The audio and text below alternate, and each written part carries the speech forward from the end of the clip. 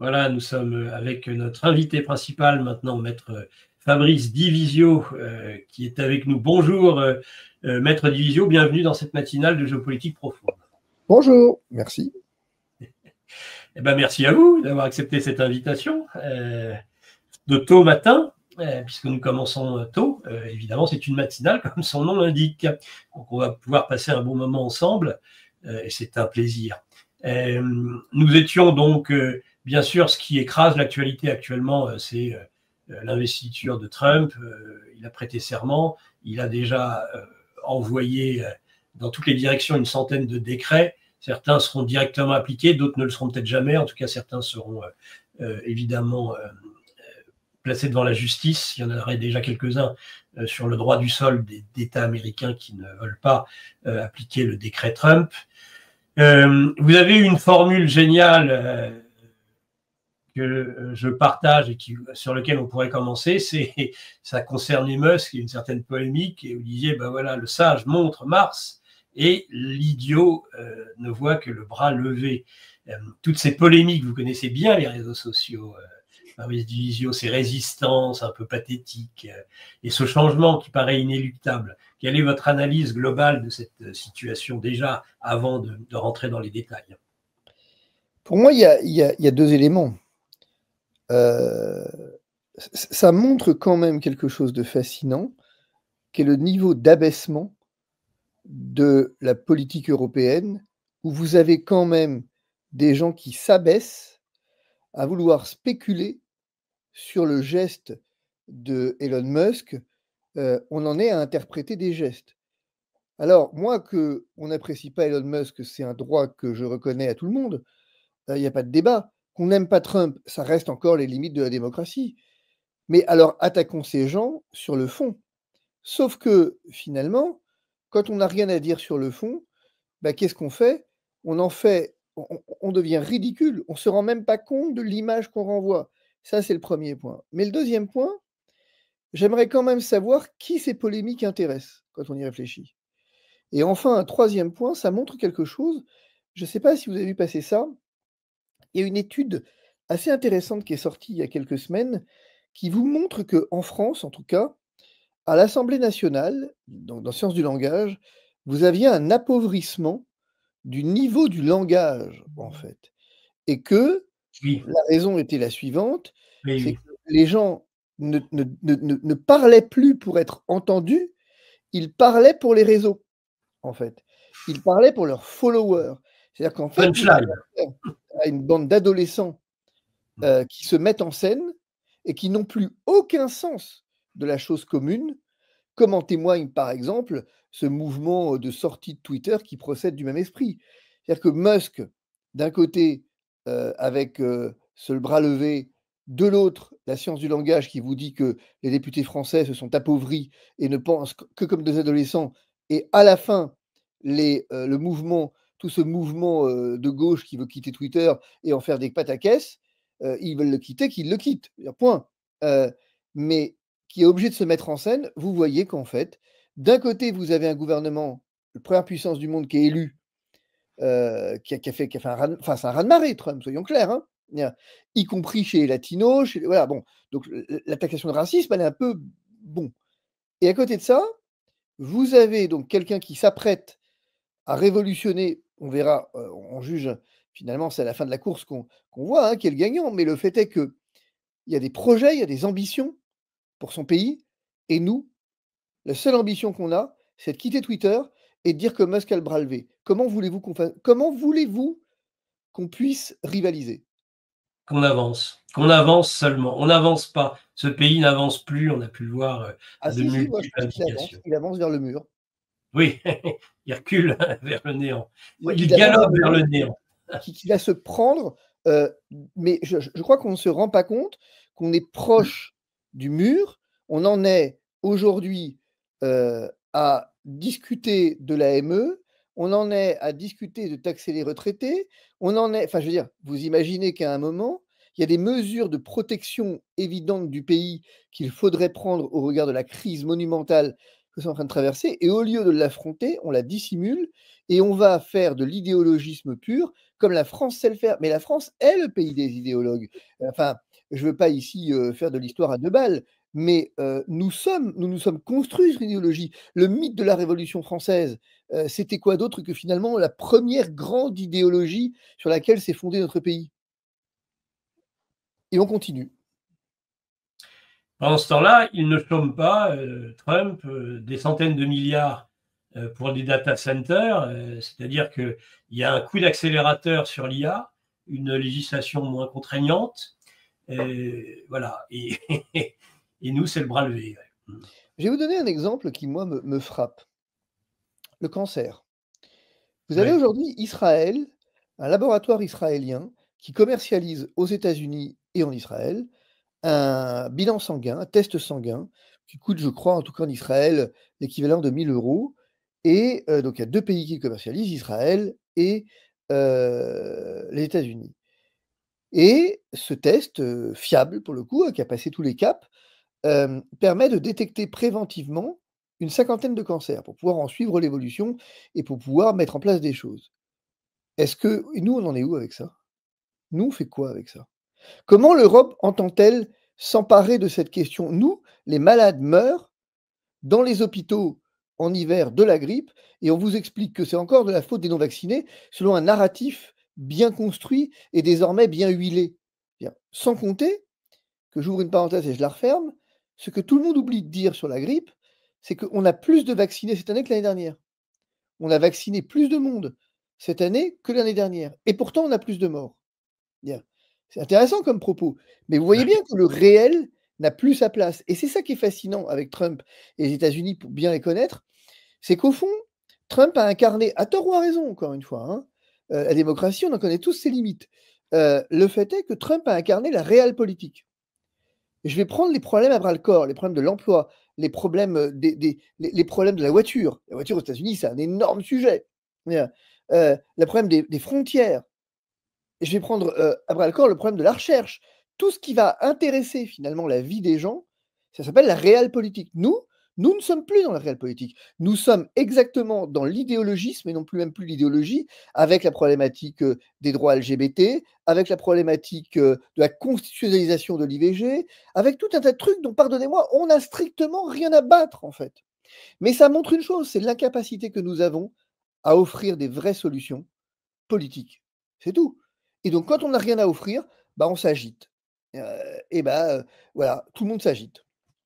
C'était un alignement, la politique européenne, la politique française, sur ce qui a été les 4 ans de Biden, qui en Oui, effet n'avaient tellement rien à apporter qu'ils se sont fait foutre dehors comme des malpropres. Alors, oui, est-ce que ce sera la même chose chez nous? Est-ce non, que les peuples européens, le non, peuple français, a ce ressort, cette force d'âme de vouloir vivre, survivre?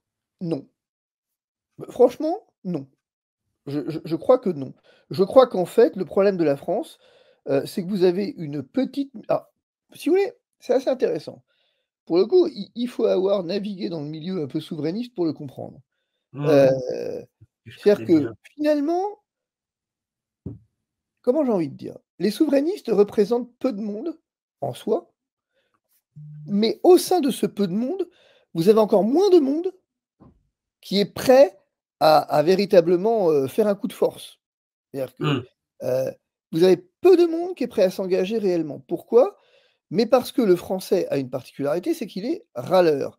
Le français, il est toujours d'accord pour tout changer, du moment que ça lui demande aucun effort. Et voilà. Éventuellement, si vous demandez un peu d'argent, comme il est pas trop pingre, il peut donner un peu d'argent. Voilà. Mais lui en demandez surtout pas plus quand même. Lui demandez surtout pas d'aller voter parce que ça sert à rien. Lui demandez pas de se présenter parce que ça sert à rien. Lui demandez pas de réfléchir à une sortie de crise parce que ça sert à rien et qu'il préfère tweeter à longueur de journée, il préfère effectivement se plaindre à longueur de journée. Il est consommateur, je vais aller très loin, hein, il est consommateur des médias comme le vôtre, comme le nôtre, peu importe. Il est comme Tocsin ou d'autres qui sont des médias par ailleurs, très, très bons. Bien. Ah, il veut bien consommer, mais quand il faut faire autre chose que consommer, c'est une autre affaire. Là où on n'imagine pas quand même la capacité qu'a l'américain moyen de se bouger, pour le coup. Véritablement. C'est la culture, profondément libérale des États-Unis, c'est tout. mmh. D'ailleurs, vous regardez, même les Italiens se sont bougés avec Meloni, hein. Oui, c'est évident. Et les seuls qui se devraient aujourd'hui et qu'on pensait aux portes, il a fallu pour qu'ils arrivent aux portes du pouvoir, le Rassemblement national, qu'ils perdent non seulement leur figure tutélaire, leur nom, et jusqu'à leurs idées. Non, mais Aujourd'hui, le on ne RN, voit pas la différence qu'il y a entre eux et les autres. j'espère encore qu'en France, personne ne croit que le RN puisse être un salut quelconque. Je veux dire, euh, d'aucuns vous parlent dans cette merveilleuse formule d'opposition contrôlée. Je pense qu'il n'y a ni contrôle ni opposition chez le Rassemblement national. Soyons honnêtes. Il y a des gens très bien, hein, je veux dire, il y a des gens très bien au sein du mouvement. C'est pas le débat. Il y a des gens très très bien au sein du mouvement. Simplement, la vérité, c'est que le mouvement en tant que tel n'a absolument aucune envie d'accéder au pouvoir. Qu'en ferait-il s'il y accédait? Voilà. Alors après, vous avez Reconquête, Sarah Knafo qui semble vouloir quand même émerger, sortir un peu du bois. Émerger, oui. C'est, je trouve que j'ai pas d'avis particulier. Moi, je l'ai vu une fois, Sarah Knafo, en plateau, donc je me permettrai pas d'avoir un avis sur celle-ci. En tout cas, elle semble déterminée. Elle semble prendre à bras-le-corps un certain nombre de sujets que le Rassemblement national ne prend plus. Donc, bon, ça paraît pas inintéressant. Vous savez, moi, ça fait 30 ans, Fabrice, que je suis, depuis 1992, donc ça fait 32 ans, que je suis dans ces milieux. Depuis l'opposition à Maastricht, le référendum, qui s'en est suivi. Et cet échec que nous payons encore alors que la victoire était à portée. Ce que je constate, c'est que nous sommes dans des logiques de prébendiers. Ça fait des années que je le dis. Ce qui explique d'ailleurs leur intérêt aberrant actuellement pour la proportionnelle, ce qui est le meilleur moyen de n'avoir jamais aucune majorité et de ne jamais pouvoir gouverner.